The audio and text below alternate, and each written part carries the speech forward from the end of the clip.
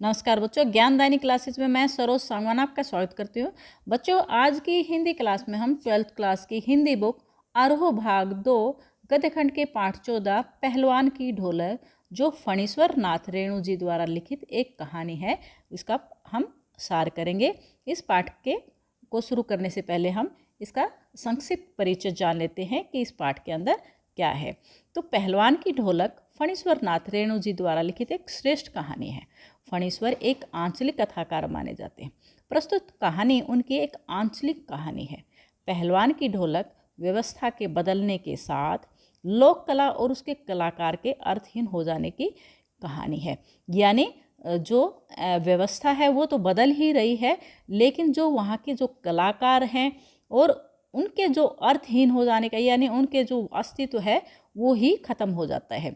तो राजा साहब की जगह नए राजकुमार का आ जाना सिर्फ व्यक्तिगत सत्ता परिवर्तन नहीं है, यानी सिर्फ एक राजा ही नहीं बदला है, बल्कि जो जमीनी पुरानी व्यवस्था के स्थान पर एक नई सभ्यता के नाम पर एक तब नई व्यवस्था के आरोपित हो जाने का प्रतीक है। यानी सिर्फ राजा राजा नहीं बदला है, बल्कि जो पुरानी सभ्यता है उसके स्थान पर भी नई सभ्यता ने अपने आप को स्थापित कर लिया है।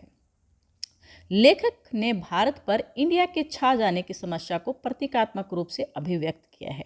वैसे तो भारत और इंडिया एक ही है, लेकिन यहाँ इंडिया के कहने का मतलब है कि यहाँ पर जो पाश्चात्य सभ्यता है, यानी जो पश्चिमी कल्चर है, वो अपनी जगह बनाते जा रहा है।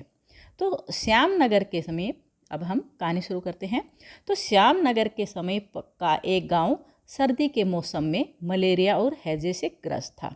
यानी सर्दी का मौसम था और वहाँ मलेरिया और हैजा, ये दो ज़बरदस्त जो बीमारियां हैं वो फैली हुई थी।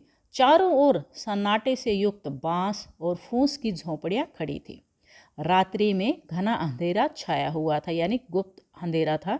चारों ओर करुण सिसकियों और करहाने की आवाज़ें गूंज रही थी, यानी सबके रोने की और सिसकने की आवाज़ें वहाँ आ रही थी। सियारों और पेचक की भयानक आवाज़ें इस सन्नाटे को बीच बीच में अवश्य थोड़ा सा तोड़ रही थी। इस भयंकर सन्नाटे में कुत्ते समूह बांधकर रो रहे थे। बेचारे कुत्ते भी, मतलब रात को ठंड का मौसम था और कुत्ते भी जहाँ थोड़े उनको गर्माहट लगती थी या वो समूह में इकट्ठे होकर वो रो रहे थे, यानी आवाज़ें कर रहे थे। रात्रि भीषणता और सन्नाटे से युक्त थी, यानी भीषण रात्रि थी और बिल्कुल सन्नाटा पसरा हुआ था। लेकिन लुट्टन पहलवान की ढोलक इस भीषणता को तोड़ने का प्रयास कर रही थी। यानी लुट्टन पहलवान रात को अपनी ढोलक बजाता था और जिससे ये सन्नाटा तोड़ने का प्रयास करता था। इसी पहलवान की ढोलक की आवाज़ इस भीषण सन्नाटे से युक्त मृत गांव में संजीवनी शक्ति भरा करती। लोटन सिंह के माता पिता 9 वर्ष की अवस्था में ही उसे छोड़कर चले गए थे। उसकी बचपन में शादी हो चुकी थी, इसलिए विधवा सास ने ही उसका पालन पोषण किया। ससुराल में पलते बढ़ते वह पहलवान बन गया था। एक बार श्यामनगर में एक मेला लगा।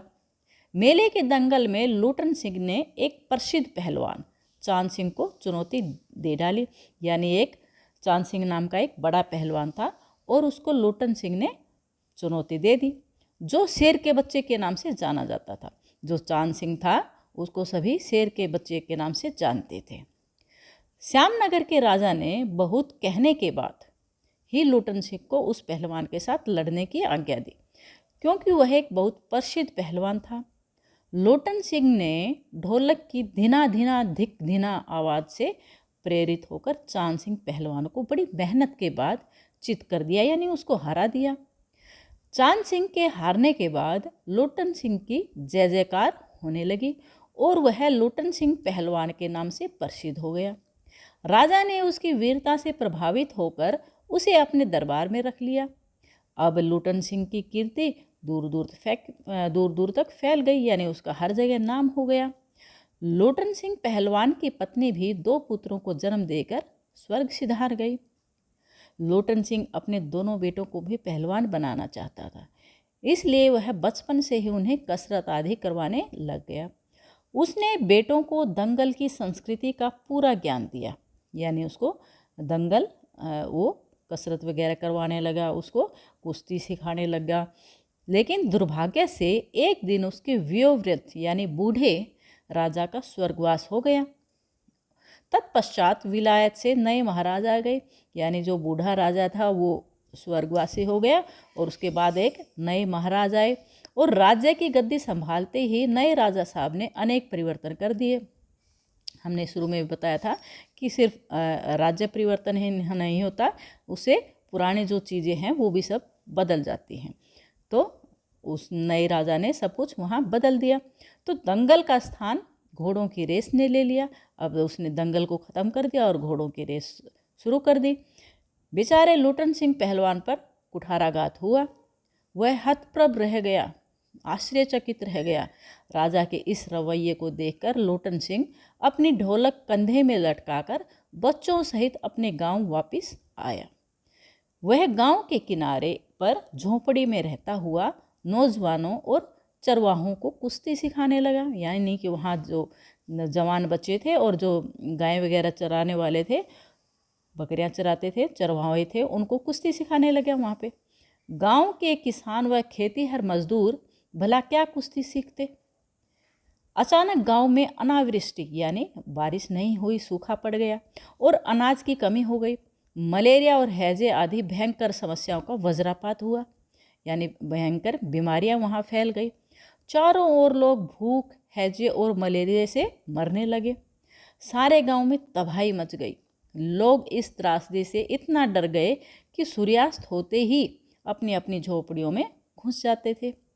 रात्रि की विभीषिका और सन्नाटे को केवल लोटन सिंह पहलवान की ढोलक की तान ही ललकार कर चुनौती देती थी।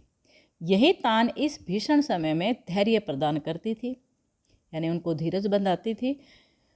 यही तान शक्तिहीन गांव वालों में संजीवनी शक्ति भरने का कार्य करती थी, यानी उनमें एक वो शक्ति जगाती थी, धैर्य बंधाती थी उन्हें, एक संजीवनी बूटी की तरह उनका काम करती थी वो।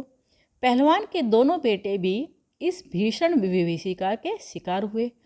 प्रातःकाल होते ही पहलवान ने अपने दोनों बेटों को निस्तेज पाया, यानी वे शांत हो चुके थे, यानी उनका वो मृत्यु को प्राप्त हो गए थे। बाद में वह अशांत मन से दोनों को उठाकर नदी में बहाया। लोग इस बात को सुनकर दंग रह गए। इस असह्य वेदना और त्रासदी से भी पहलवान नहीं टूटा। रात्रि में फिर पहले की तरह ढोलक बजाता रहा। इससे लोगों को सहारा मिला। लेकिन 4-5 दिन बीतने के पश्चात जब रात्रि में ढोलक की आवाज़ सुनाई नहीं पड़ी तो वह प्रातःकाल उसके कुछ शिष्यों ने पहलवान की लाश को सियारों द्वारा खाया हुआ पाया। इस प्रकार प्रस्तुत कहानी के अंत में पहलवान भी भूख और महामारी की शक्ल में आई हुई मौत का शिकार बन गया। कहाँ तो बेचारा पहलवान था, लेकिन सिर्फ सत्ता परिवर्तन के कारण ही उसके सामने भी भूखमरी आ गई और वो मौत का शिकार बन गया।